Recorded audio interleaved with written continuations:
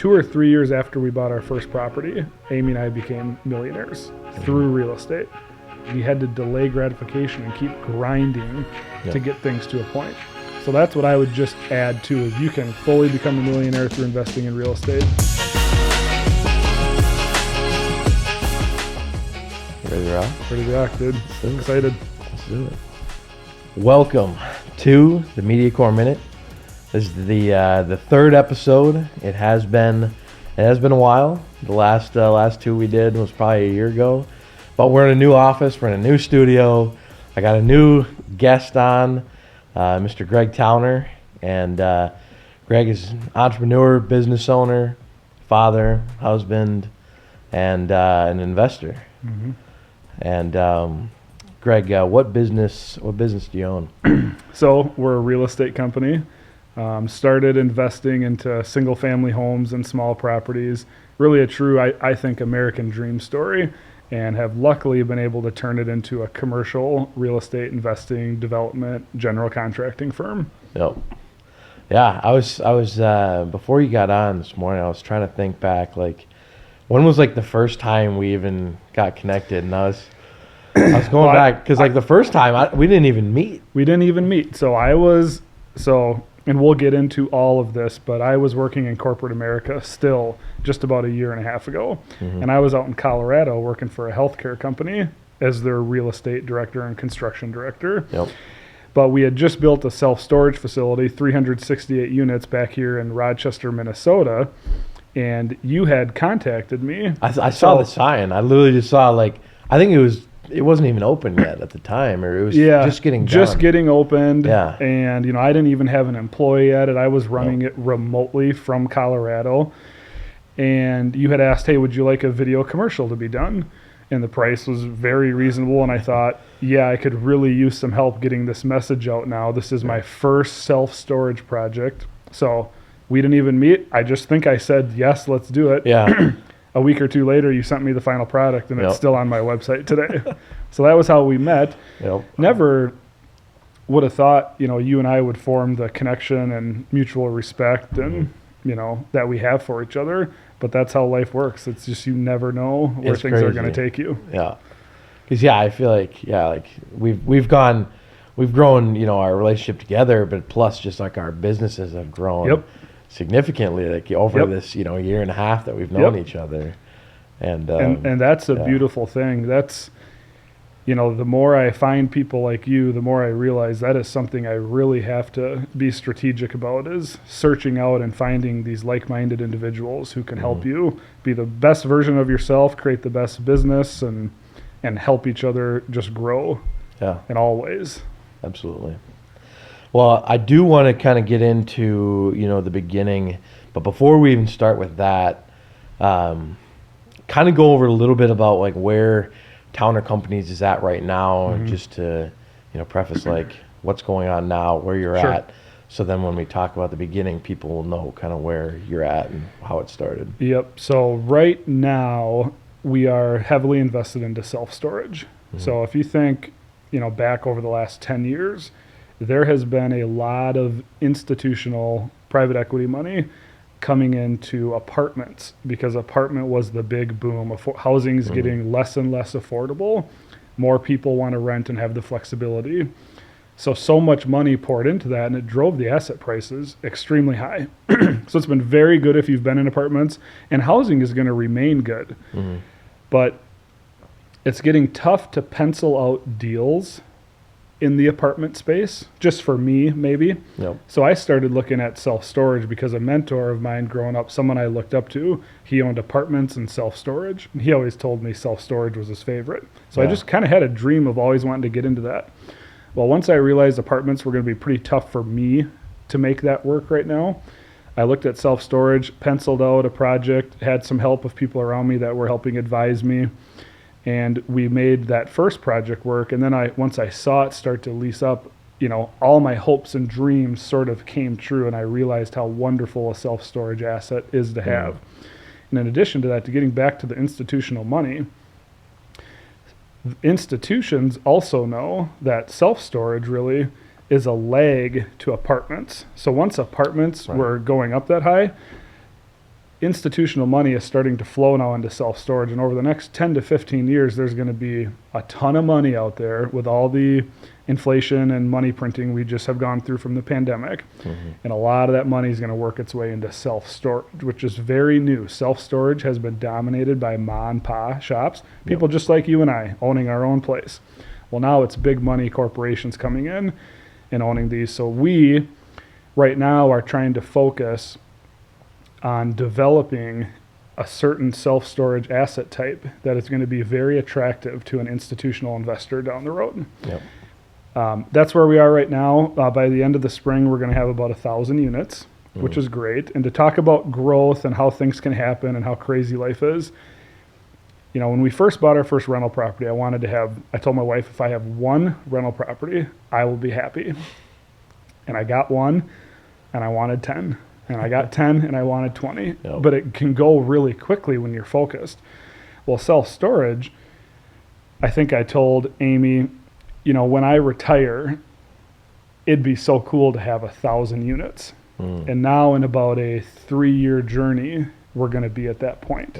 So that's where we are now. I love storage. I love warehouse type space. I just think there's going to be a huge need for that. And it's going to do very well over the next 10 to 15 years. But it doesn't mean I'm not open to other real estate asset types as well. And I'm trying to think of what are some of these next asset types that are going to do very well over the long term, because we really invest for cash flow, right? So we're not just buying something and saying, I hope this goes up so we can sell it. We're buying something that has a strong cash flow margin, so you can absorb a recession, you can absorb tough times, you can absorb vacancy. But the beauty of commercial real estate is the more cash flow it produces, the greater the price is. So you actually get both, right? You get the price continuing to go up as well.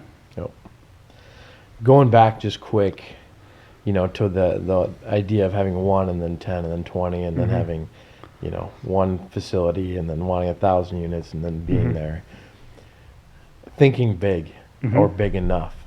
You know, do you ever like, I struggle with it, you know, because even the beginning of my journey, you know, in video, having my first camera that was probably $1,000, and seeing a guy, you know, I watched a ton of YouTube, and that's kind of how I learned a lot of things. And seeing a guy that had a camera that was like $6,000, I'm like, never. There's no way. How would you do that? You know, to now having, you know, $40,000 cameras, and it's just like, I don't think we can. We shouldn't put ourselves in like a box. Like I have to constantly be pushing myself to like think bigger. You know, do you find yourself doing that too in a way? I do. So it's uncomfortable. You know, this is slightly uncomfortable because you're putting yourself in a position that's outside your comfort zone, right? But you grow when you do that. So when we think right now, you and I, we think we're thinking big, and we're probably not. And the beautiful thing I feel like about the internet, podcasts, YouTube, internet, Google, right? You can find anybody doing way more, way bigger, way better things. I don't know what I would have done 30, 40 years ago to find the type of information, support, people to truly look up to as role models had it not been for the internet and everything that provided. So that's really been helpful to me, is to look at other people. One person in my network, and he's a partner of ours too in some real estate deals, but Ryan Engelbert, he owns ETS Gym. He's partners with Adam Thielen in that. He was someone in my network who, you know, just at the time when he had 1 or 2 gyms, I thought he was the man. He is killing it. Now he's got like 30 gyms or something. So he was pushing himself to think bigger. He was someone in my network that I was able to watch in front of me and see him manifest these dreams into reality. So have you heard his story? Oh yeah. Have you guys talked kind of about that? Because he's a good buddy of yours, isn't he? He's a good buddy. We played college football together. He went to the Bengals for a short time period, broke his ankle or his foot, and then he went into training. So when he came back, and I was a young buck on the team, And he was training me and a couple other people. And then one year I even went down to Milwaukee for a summer and trained fully with him. So I got to know him really well through that time period, and just been someone in my network that thinks big and is able to do things. So I think really, again, just emphasize finding other people, either that you know or through the internet, who are doing bigger and better things, and then trying to relate it to your life and what can you truly, like, realistically accomplish. Right. And then if that's the realistic point, double it or whatever. There's nothing wrong with not hitting a goal as long as your goal is high enough. Absolutely. That's funny because, like, thinking back, like, to the whole, like, who is in my physical network that I was close to, when I was starting, I was training with a guy at Anytime Fitness. We were just buddies. We'd lift together, and he was a trainer. And then he bought the gym. And it was actually Jameson, who I had on a previous podcast here. And then he, kept buying gyms. And he was like a couple years older than I was. And I was like, well, what the heck? Like, what am I doing? Like, he was just a trainer. Then he was like a GM. Then he just bought them. And then he keeps buying them. And so he became kind of like that, almost like a mentor to me, where we would just meet. But he was in that direct network that I was watching him do all this stuff. And I'm like, what's he doing? Like, what's going on? But he was actually one of the big motivators of, like, picking a day of when you're going to start, quit your job and do it. Sure. And that was like the big, okay, I'm gonna, put my job, my salary, away. I have no income and start fresh. But yeah, he was a big motivator. Well, and that's jumping off the deep end and going all in, which I love, admire, and respect. And I did not really do it that way, right? Well, let's get into that. Yeah. At the beginning, because part of it is like, when did you feel like, you wanted to either be an investor or, a business owner?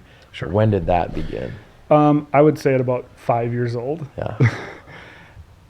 I'm lucky, both my parents, but especially my dad, when we were driving around as I was a kid, he would point out people to me that were doing really well. And he would say, do you want to be like that? And then he would point out someone who's maybe not doing so well or is making bad decisions, right, that are having negative effects. And he would point out that. And it was like, I didn't know what he was doing at the time. I'm like, well, Dad, of course I want that. Right. But then there was lessons in what he would explain of those people do in order to have and be those things. So that was as a kid. I had two uncles who were business owners too, who did very well. And I saw the type of lifestyle they had and the type of freedom of choice they had. So I knew I wanted to do that. But the reality of graduating from college and trying to, like I said, jumping off the deep end, you just can't go right into it. So I went to college for construction management. Love construction. Where'd you go to college? UW Stout. Okay. They have a great construction management program. Love construction. I worked in it as a kid growing up too, as a laborer and on job sites and whatnot. Got a job, luckily, because this was in 2010 when I graduated, right after the recession. So hard to find a job. I ended up getting a job with Adolphson and Peterson Construction, and they're a top 50 nationwide general contracting firm. So I got in with one of the big companies, which was great. In the cities? They're in the cities. Okay. Yep. They also have an office in Colorado, and they were doing a project in Nebraska, and that was the job I got put on. So I go down to Nebraska. I'm on a $12 million memory care facility, ground up construction, sitting in a job trailer with a superintendent. And that was when I got to truly learn how construction really works, and also realize, wow, I don't know anything. Well, how much did college prepare you for the actual job? For me, I'm not a school guy. I don't like school. I'm not good at school. I have a hard time focusing and paying attention on if I'm not 100% interested. I don't feel like college helped me really at all. Especially with construction, there is so much of just needing to be in the field to truly understand how buildings come together and components tie in together. So I don't feel like college helped me a ton, but I was surrounded by a lot of like-minded individuals in the construction industry, and we all then went into it together and were able to stay a network and talk about things when we got together. So it helped a lot that way. But as Right. far as just preparing you, I mean, I was as green as they come, and my superintendent had his work cut out for him to train me in. So anyways, went down the construction management route for a couple of years, and I was trying to save money and do all the right things, but it was just so hard. It was so hard. And I knew I wanted something different for myself, for my family, for my kids that I didn't have yet, but I just knew I wanted something different. And like I said, do you know Amy at this point?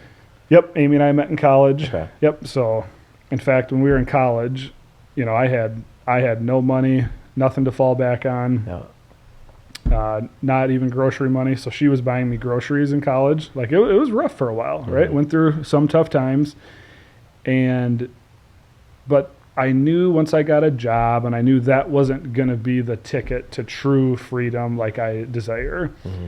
I just thought real estate was going to be perfect for me because, like I said, I had this mentor from my hometown of Alaska who owned 400 apartment units and 400 storage units. So I just told Amy, this was before we got married, we need to buy a rental property. And she said, how are we going to do it? And I said, I don't know. So we talked about, well, we should maybe take a course on it, learn something. So we ended up finding a course, and then I was ready to take it. And this course was like $5,100. Is it online or in person? Virtual. Okay. In 2012, virtual, which is really cool to think about. Yeah. And that was a ton of money to me, ton of yeah. money to Amy, but we believed, in the future and what we were going to do. But she said, not until we get married. And I was just like ready to go, right? I get obsessed about stuff when I'm on it. So we got married, took the course, learned how to do it, and Yep. the rest is history. Oh, that's awesome. So when you were working for the construction company, like at that time, when was it that you, like, was it then when you bought that first property? Yep. So Or- we were up in Duluth. At that point, I had Okay. changed jobs, and I was working for Kraus Anderson Construction, Okay. another big time construction company. And I had wonderful mentors there, and it was awesome company Yep. in Duluth, Minnesota. We knew we wanted to get back to Rochester. And also when I was studying this rental property stuff, the sectors they wanted to focus on was education, healthcare, and technology. Well, home and Mayo Clinic. Yeah, And I said, healthcare, I know yeah. Amy's going to want to get back here. So I truly wanted to get back here for investing in real estate because I just thought this market was going to do so well over the next 30 years as all the boomers approach that age where they're going to need a lot of medical attention, right? So we came down here, bought 2 properties while we were up in Duluth, and then eventually moved down here. Then I actually took a career change. How did it go buying those, but living in Duluth? It went just fine. Really? Here's why real estate's beautiful. Yeah. It's really slow. The If you process. miss a day doing a person, you still have tomorrow. Yep. It's not like day trading or, that type or anything else that's really time intensive in the moment. It just moves so slow. You can see things coming a mile away. So we were able to come back a couple weekends periodically to see Amy's parents, which we would do. And on those times, we would try and schedule all of our in-person needs. We had a realtor who was helping us acquire some of these properties, and she was more than willing to give us a hand with anything. But it was very minimal of what you actually had to be there for. Once we bought them, cleaned them up, got tenants in, there wasn't really a whole lot else to do. And you're still managing those 2 while living in Duluth. Yep, we were So we you had didn't have a tenants in manager. there, We had okay. tenants. Yep. We did all that. Yep. Okay. Yep. So living in Duluth, you had the 2, and then you moved down to Rochester. Then we moved to Rochester. Kraus Anderson opened an office here in Rochester, so I was able to transfer down. Is that why you moved? That was why we were able to move. Oh, right. Yep. But in my head, I knew I was building this real estate business. So we have 2 rental properties, right? Yep. Well, in my office at our little Duluth home, in my office, I have a big frame thing that says Towner Properties LLC. Like in Nice. my mind, I'm building a huge real estate business. Yep. But in reality, I just had a rental property or 2. So coming down here, it was just fortunate that Rochester had opened an office so I could transfer down here, have a salary still, while I was focusing on my long-term dream. And what was Amy doing at the time? Amy was nannying up in Duluth. Yep. And then when we came back here, I want to say she started nannying down here again. Yeah. She was an interior design major, but after the recession, again, when we came out, that field was just like wiped away. Yep. Now it's come back really well, but we have 3 kiddos and she's stay-at-home mom and helps me run the business big time too, which we'll get into. Yeah. But so before we fully get into like what's going on in Rochester and how that progressed, how was like when was there like a mindset change? You know, was there a point in time where it just like flipped and it's like, okay, like this is what I got to do? So, or like how did the progression go with 100%. how you're thinking? So when I was in Nebraska, my father-in-law gave me the book Rich Dad, Poor Dad, which lots of people have read. If you haven't read that book, that's just like a must. And you know, it's like the main like staple business. It's like the staple Kiyosaki, business book. yeah. But when you don't understand those things, they don't teach that to you in school. Your parents don't teach you that because typically your parents don't know business either. Correct. Right? So when I read his book, then I downloaded as much information from him as I could and started understanding concepts like, you know, you've been taught one thing your whole life. You don't know what you don't know. There's other ways to do things. If you want different results, you have to do things differently. So just all those light bulbs flipped for me all of a sudden. So my mindset shifted probably 2 years before I even bought my first rental property. Because the whole time before that, then I'm just figuring out, how am I going to do this? How am I going to save up enough money to buy one, and et cetera? So in Nebraska is when my mindset shifted. And was it kind of because of that book and just learning that new information and knowledge that was like, okay, there's something different out here? You know, I think that was the technical, you know, blocking and tackling X and O's of learning how it actually works. But my parents got divorced when I was 21 years old, and then the recession hit and they went through a tough time with that too. So that's where I was talking about, I kind of saw something crumble a little bit and had no financial backing. And Amy was buying me groceries in college. So going through some of that pain and seeing what having finances fall apart and stuff looks like and feels like, it just lit a fire in me to never go through that again. Right? So that fire is just burning, and it still burns to this day. Like, there's just something I can't explain to people, like what motivates you, what drives you. I can't quite explain it, but I feel it in my stomach, in my chest, in my heart, in my mind. So that happened around then. And then luckily my father-in-law recommended this book, which explained some of the X and O's and blocking and tackling of how to do it. And that's when it all came together, and I said, oh my gosh, I am going to do this. And I was 100% certain of it.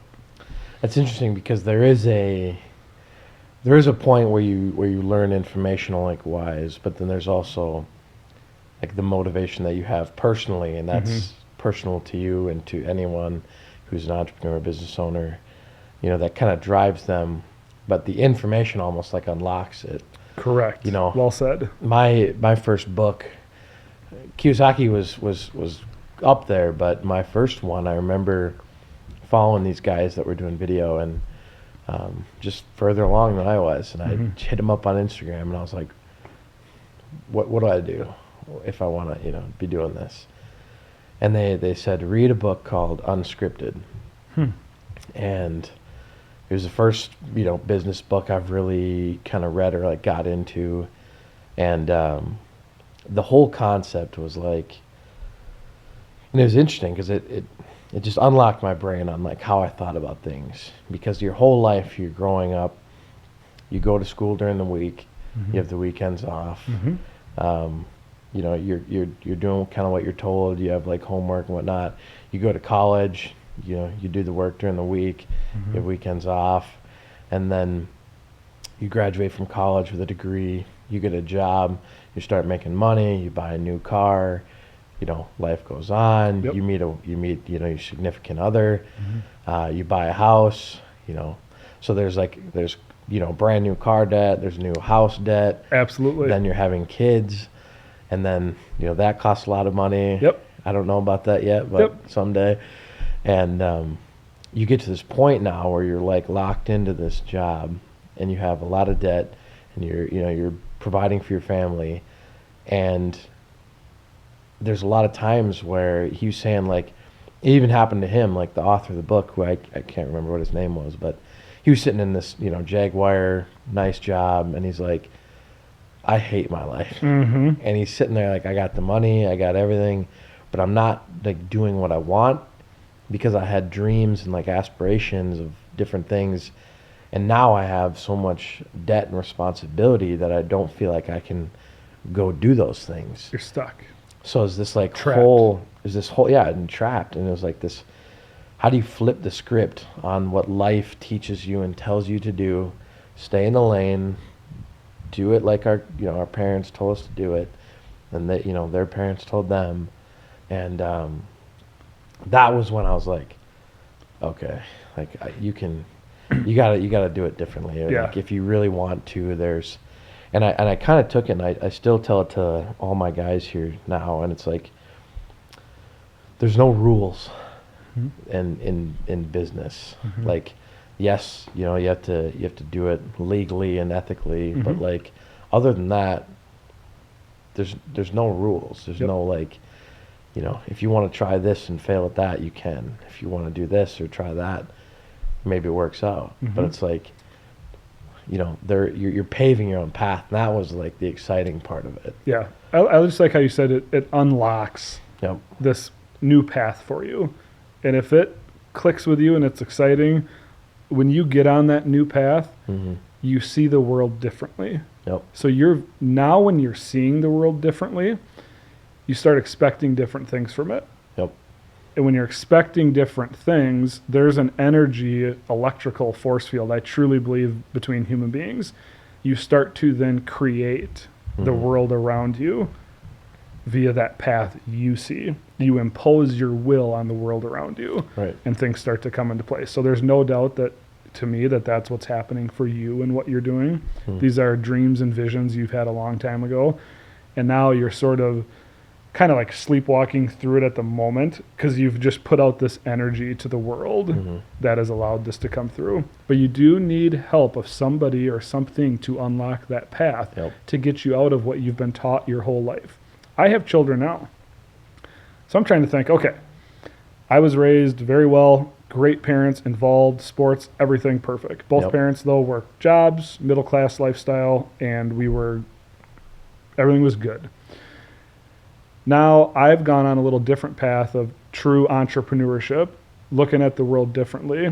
So now I'm thinking, how do I raise my kiddos a little bit differently? But I think no matter what, when you're raising a child, you want them to be good kids. You want them to have good manners. You want them to understand how the world works. You want them to have security. You want them to go to college. You want them to get a good job, which is all kind of the things I realized once I got to that point that I didn't truly want and weren't gonna. So I think everyone individually really has to make that choice to seek out that path, find it. And we're just, like I said, at this day and age, we are so lucky to have information at our fingertips.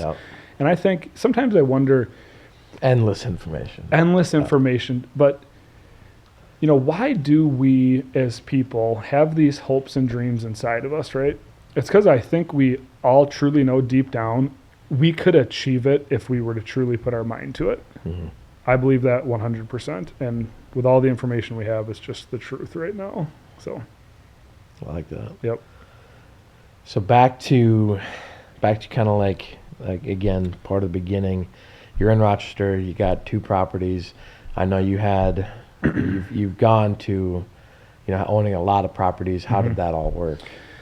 So we pretty quick, real estate's a capital intensive asset class. Requires a lot of money. You need cash. So you need cash. So just very fortunate to meet a couple like-minded investors who wanted to. Where'd you meet them? Kind of through my brother. Okay. He helped out, and they went to the same high school, older than me.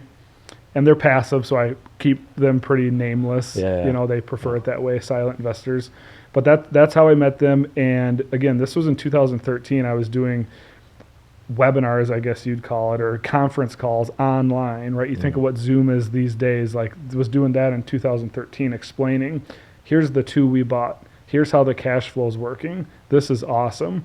And I also had found some software that helped me forecast it into the future 10, 20 years and show all the fancy, you know, cash on cash return, internal rate of return type things you'd want to be able to see. Yep. And show. So I was able to, yep. cast that vision of where it's going, and they were excited about it. Did the first couple, things went well, and then just help expand from there. So that's how we went from 2 to many, was Right. by finding capital and partners who wanted to do it with us. I was telling actually Damien in the truck, we were driving to Menards, and we were talking about investing and stuff, and it was something that you had said, you know, early on, and it seems like with like investing, you know, there's a ton of trust, and you know, it seems like there's a progression of somebody working with you. Okay, Greg, I think you're a decent dude. I think you know what you're talking about. You know, let me invest 50,000 or something like that in the first deal. Okay, that went really well. You know, here's 100, here's 500. It's like you build this trust with these people, you know, because there's no way that, like, you know, I meet you and I go, well, here's $1 million, you know, have at her before, like you've, you know, proven yourself or things like that. So there's got to be that trust and progression that happens between you and your investors. Yeah. So, and we have many partners at this point, and a lot of future partners who are excited about what's coming, who are going to be doing that thing you just said of, hey, here's a little bit. It's still enough to own enough of shares in the asset to make it worth it for them.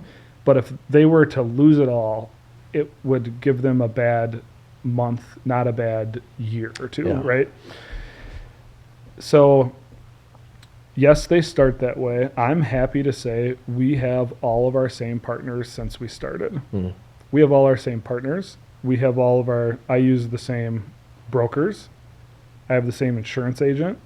You know, we've kept the same people since we've started. And it's been a slow moving train built on trust, built on reliability, built on doing what you say you're going to do, built on overperforming. And the most important thing in a partnership is when things don't go quite right, that's when trust is truly tested. Right. Are you going to hang in there? And I have worked through any sort of conflict with all of my partners and came out better for it and continue to grow and grow and grow. So very fortunate for that. But that's something I'm very proud of, is to have the same partners this long. And we're just getting started. The longer you go, do you see like more people in your network that's, you know, learn about who you are, like get excited and go, hey, like I want to be a part of the next one? Yes. You know, social media is a beautiful thing. You're able to really share and give insight into your life and your business, and then people see it, and when the time is right for them, they're able to reach out and connect and say, hey, is there an opportunity to get involved in a deal? And a lot of times it's not right, you know, it's not, but there's those few times where that trust is there and everything's put in together where it does come together. So there are a lot of people who see what's happening and see the growth, and then I think realize, hey, you know, when investing, you don't invest in the company or the asset, you invest in the person, right? The people involved. So I think when they've seen this path of growth and continuing, they're not so interested in this one asset has this type of cash on cash return and these numbers. I think it's more, we believe in Greg and Amy running Towner companies, and we want to take a portion of our dollars we've set aside, instead of putting it into a 401k or a Roth IRA, we want to put some of this with this business and see where that takes us, because we think that's going to help us get some different results. So even with that, like, do you and Amy, you know, like you've had to like build these relationships over time, right? Like these aren't people that you just have known really well right off the bat. Nope. And that's got to be exciting too, being able to, like, even for us, like, I'm thinking like, oh, we got to have some kind of cool party and just have all of our clients come in or something like that, where we can give back, or people that are like putting money in with you guys, like, do you do things with them, or to like build those relationships stronger? So we have constant communication. We don't do a lot of get-togethers and things like that because everyone is so busy. Everyone has family, kids, sports events. So to try and get everyone, like, we had our groundbreaking that you helped us document this year for the other storage facility. And we only had about half of our investors there. Because even though they're investing these big dollars into it, people are so busy. So we don't do a ton of get-togethers that way. To be honest, all that I focus on is doing the job that I told them and promised them I would do. That's what I focus on. Everything in between, yes, we stay in contact. Yes, we have genuine love and respect for each other and closeness on different levels with some, but that's there. We just, there's no amount of swag, coffee cups, sweatshirts, things like that, throw a party that I can do for someone. It doesn't matter if you don't perform and do what you say you're going to do. So we do some of that, but we focus right here. It's still the performance and the results. That's right. Yeah. That's what matters. And that's what keeps them invested and more people excited. Yeah. So like, I would want to do way more of what you described. Have all these things come on in. I mean, I'm doing it because, like, I just think it's fun. It's fun. Have everybody in. And you want to give back too. Exactly. And like, we're so much of like what we've done, and I feel like our growth is, again, it's like, yes, we're putting out a product that's better than people around, but it's still super like relational. Like, I know all of our clients. I want to be invested in them and their businesses. Because I can also help be a lot more effective when I do that. But yeah, I just think it's one of those things where you feel good when things are going well enough to where you can kind of give back like that and host those and show your appreciation and support and those sort of things. I think a handwritten letter goes a really long ways. I need to get back into that this year. I haven't done that over the last year, but that was another thing I used to do, was just periodically, if I was sending a distribution, oh, by the way, thank you. None of this would be possible without your support, and it's changed my life. And just something like that periodically goes much further than some of the other more fancy ritzy-ditzy things that we try to do sometimes, right? So that's my goal for 2022 right there. I like that. More handwritten notes. I like that. So I want to kind of touch on just maybe struggles that you've had in business, maybe personal life, anything like that. Kind of doing that. But before we get into that, I want to touch on, like, okay, you have the investors now. You have more of the money. You're buying more and more properties. How many properties did you end up getting? Because I know that you sold your portfolio of residential homes. Just kind of walk us through, like, how many you had, how that growth happened, and then how the sale happened. And then before we get into, like, the commercial stuff. Sure. So this will be really relatable. I think if anyone's out there who is looking to invest into real estate, listen to this very clearly. Like I said, I don't call me. Nope, I don't need calls. This is free information. We took the course. Found the formula of what works. Okay. Here's the price. If you're getting this for rent, here's how much you can pay for a single family home or a duplex, right? It changes a little bit when you have a duplex or a triplex because you have shared utilities, shared trash. Single family home, the tenant pays for all those things. So there's just formulas predetermined, figured out. So then I said, okay, here's in Rochester the type of rents I can get.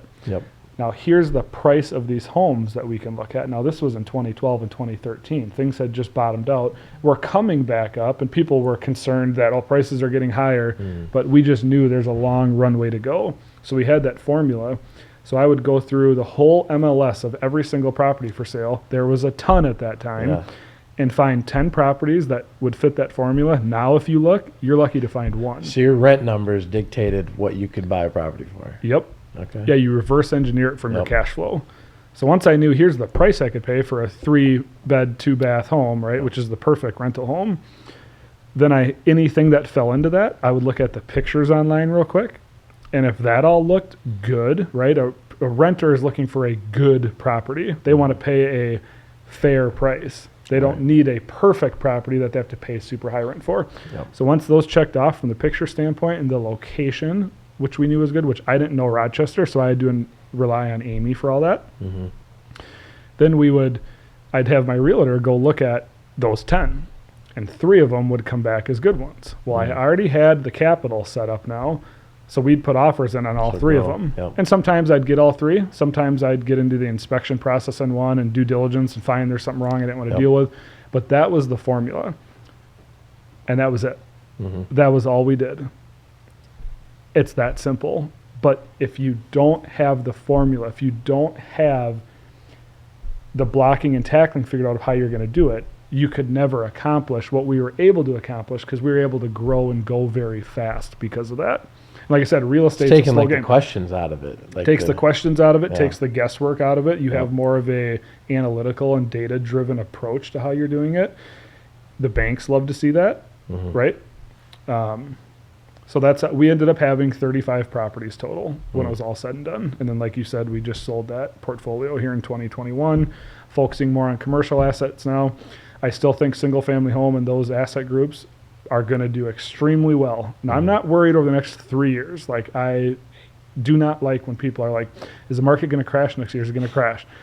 I'm focusing on the next 10 to 15 years. I am not going to buy anything that I'm not willing to hold on to for that long. Now, like we did, we ended up selling these 8 years later, so I didn't hold on to it for 10 or 15 years, but we could have, right? The asset supported itself where you could have. So that, single family home, duplex, affordable housing will continue to do very, very well over the next 10 to 15 years.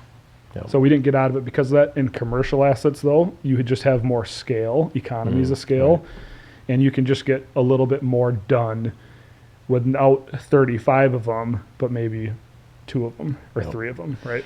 Just quick, did you have a management company that took care of those, or did you guys? We care of all started, so 35? like any entrepreneur, right? You end Yeah. up finding out there's all these businesses that, there's all these things you can do, spokes of the wheel, we call it. Yep. So, nope, we managed it. And by we, I mean Amy, Yeah. my wife, who is extremely talented, extremely smart. I wanted to have her on the podcast, Yep. as we talked about, Yep. but she's been out of the business a little bit the last year because we just had our 3rd kid. So she's at home running that whole operation Yep. and really focusing on that, which is awesome right now because she'll never get this time back. Absolutely. But she did all the property management for everything. And same thing, like I talked about having a formula. What I'm not good at is having the best process for operations all the time because I'm so creative in my head and I like to think of the new thing and I get excited, where she's very, even-keeled, methodical checklist. So she managed it all. Even when we started having kids, she'd bring our kids right along to showings and just awesome. Yeah. Yeah, I mean, when you have kids, you can't. You just bring them along. Like, That's have right. them, That's right. you can't be like, oh, I can't do anything. I got to do this. Like, no, just. And there was a healthy balance between Amy and I. Like, she has such a good family-oriented soul that she really knows when to pull me back a little bit. But like when we started having kids, I was still in full go mode, right? So that was a transition for me big time to have to slow things down and start to realize what's truly important in life. Yep. So you had 35 properties. You sold those this year. But even before that, you had the West Circle storage here, and you had already broken ground on, the one by Fleet Farm coming up, and the boat and RV is going. So it's not like you just did all residential and then sold that and then switched over to commercial. Yeah. It was, again, it was just part of the process, and now they kind of work together, and now you can, with being sold, you can really shift focus, it seems like, Yep. to those commercial assets. Yep.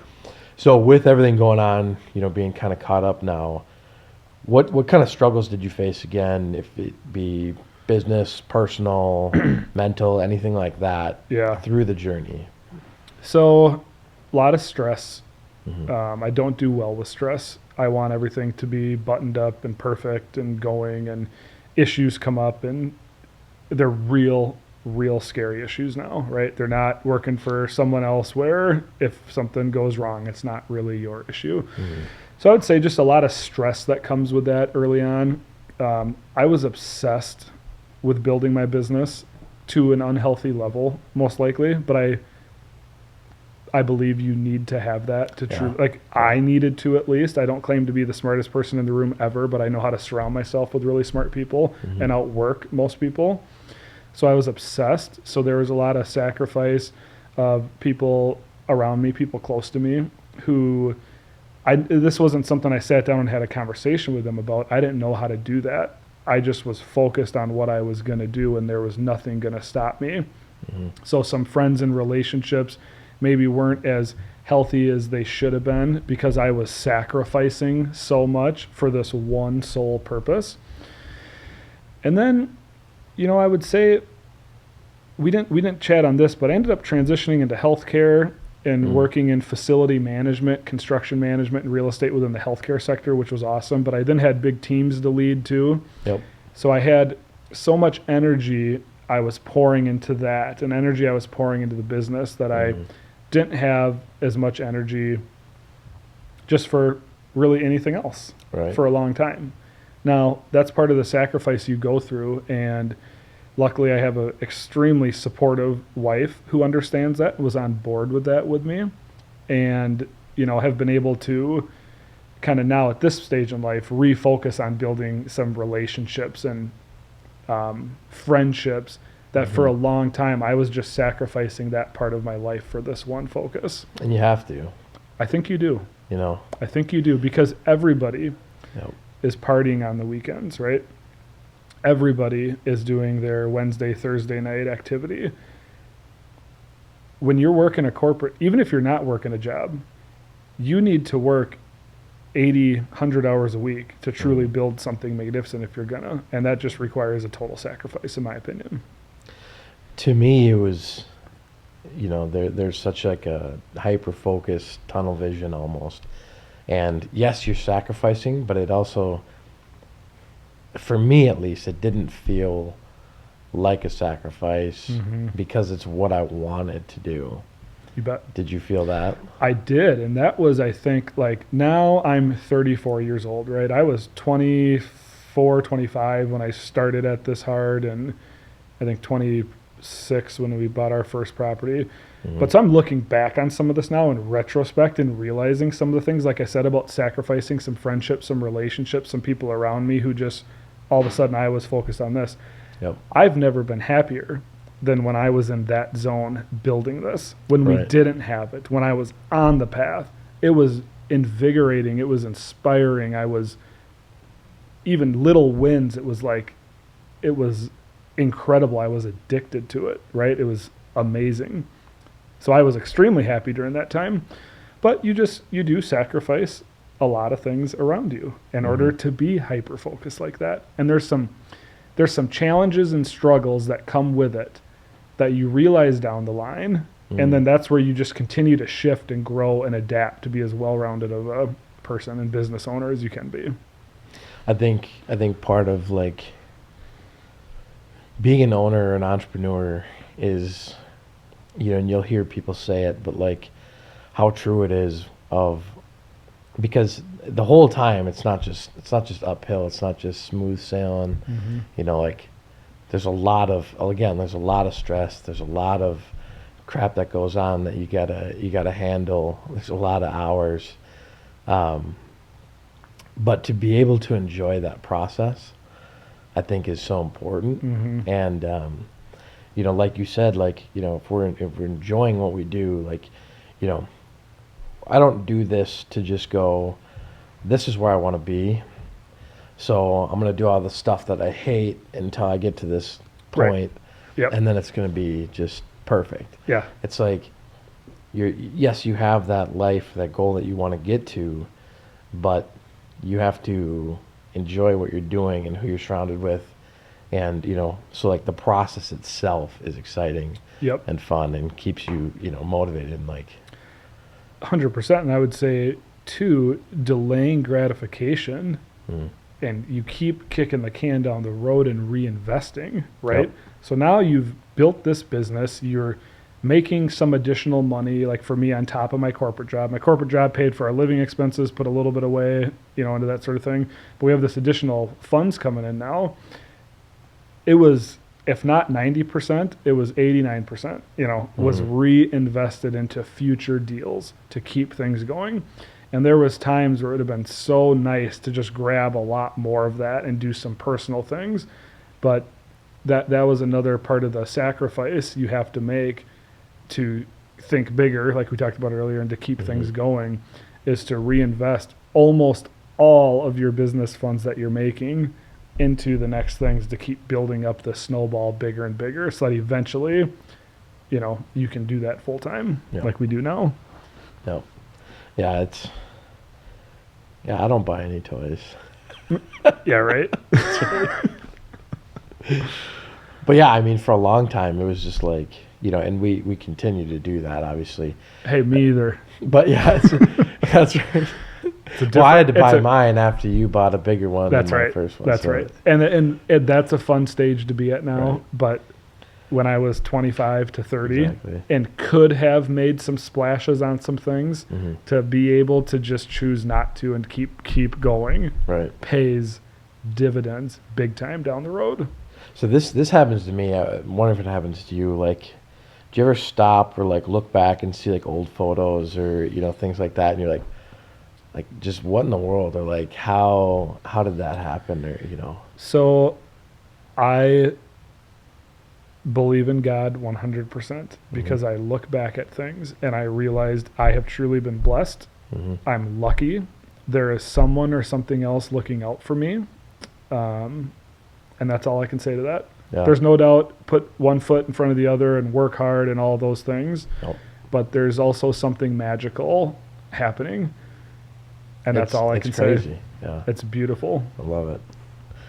I did want to touch on to kind of where you see even like Towner companies in the next 3 to 5 years.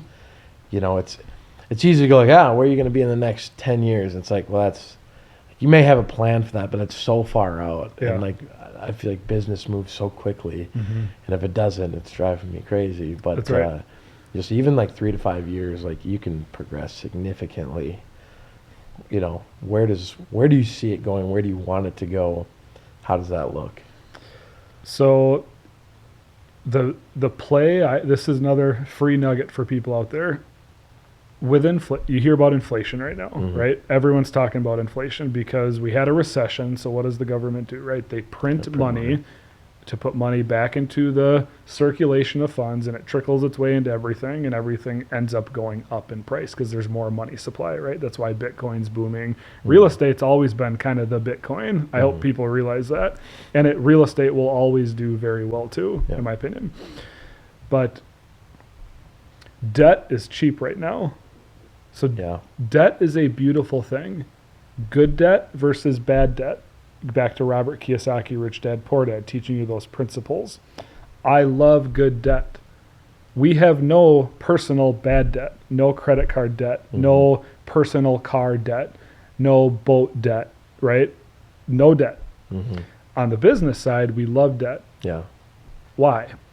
Well, debt's at about 3.5% right now. Let's say 3.5. Some, if bigger, you get 2.5. I know there's all sorts of different rates people can get. Well, if inflation is at about 5% right now, which it is, you're better off borrowing money, paying interest on it, and letting inflation do its thing in general. Now, that's a very hard concept for some people to understand, but you're just going to have to trust me on that one if you don't understand how I'm explaining that.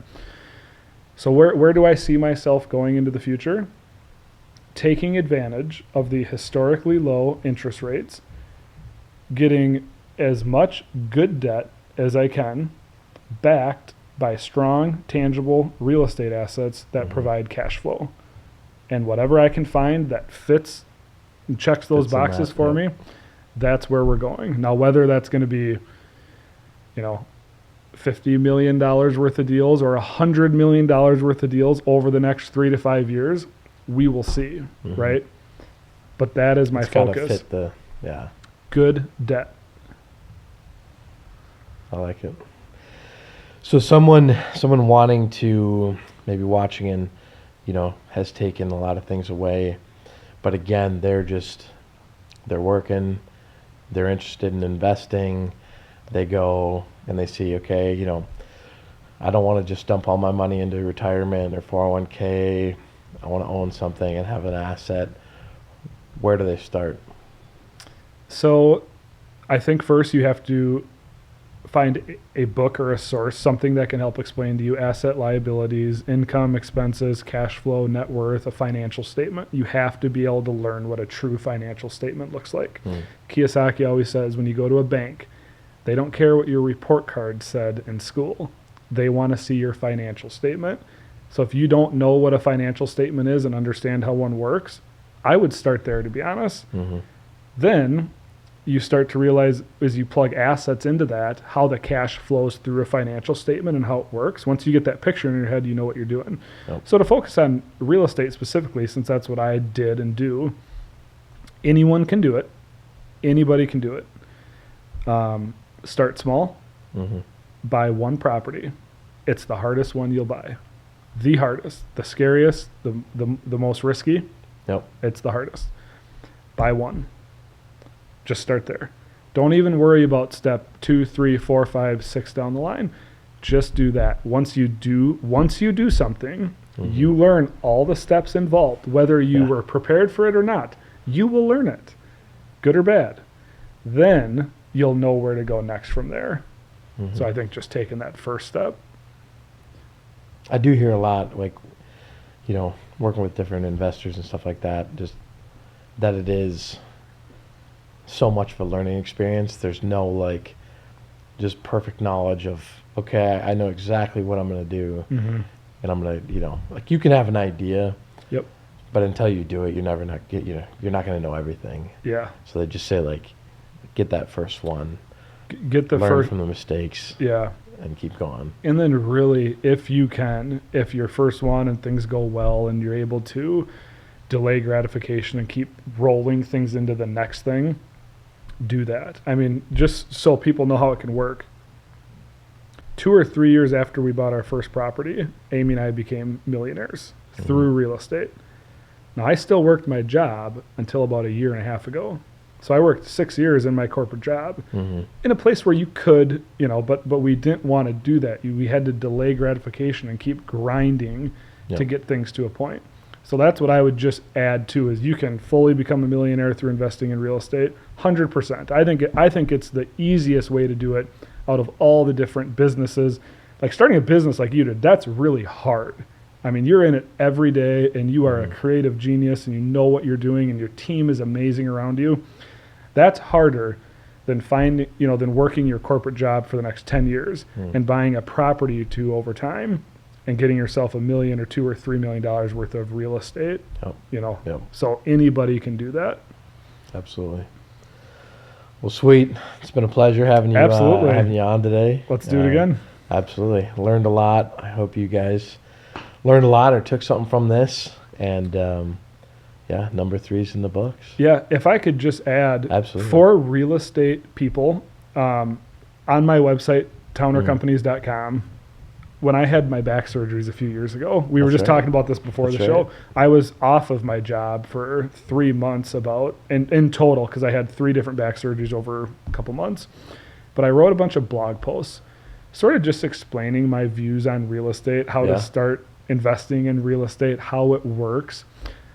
So I just encourage, if you want to know more free information about the stuff I'm saying, right? Because I have one way I explain it. Maybe it resonates, maybe it doesn't. But if it does, feel free to go there and check that out. And if anyone would like some help down the road too, that's what I want to be here for. I see that as my next big act down the road. Right. is now helping people. I want to help the kid I was, who was scared, didn't know what I was going to do, and somehow I got lucky and made it, right? So now I want to help those people pay it back. Absolutely. Love it. So thanks, man. Documenting the process is just, it's huge. Just being able to go back, look at things, how you did it. You know, I got interviewed by a kid yesterday, and just trying to think about specifically some of the stuff that was going on, you know, a year, 2 years, 3 years ago. You know, it's hard sometimes. Yeah. So like, document as much as you can. If it's video, photos, you know, blogs, journal. I have a journal because you're gonna want to look back at it. Back in one more quick story. Yeah. So when I was up in Duluth, I used to drive over to Marquette, Michigan, which is 3 hours away along the South Shore of Lake Superior, to do a project for a big developer there. And I would listen to podcasts, obviously, both ways, and that's when I was learning lots. But I also journaled a lot then. And I would talk about, like, the things we're doing right now were all things I was journaling about and dreaming about, but putting on paper. But then I was relating it back to what's happening in my life right now. So I love that you're saying that. I want to get back into that because it is so neat to go back and read those and understand who I was at that time and what I was thinking. And you're going to wish you did it if you That's haven't. right. Yep. That's right. Yep. Well, sweet. Alrighty. We will, if you want to reach out to Greg, get on Towner, what is it? What's your website? Townercompanies.com. Townercompanies.com. Yep. Well, Greg, it's been great. Thanks, buddy. Thanks for coming on. Thanks, Josh. Alrighty.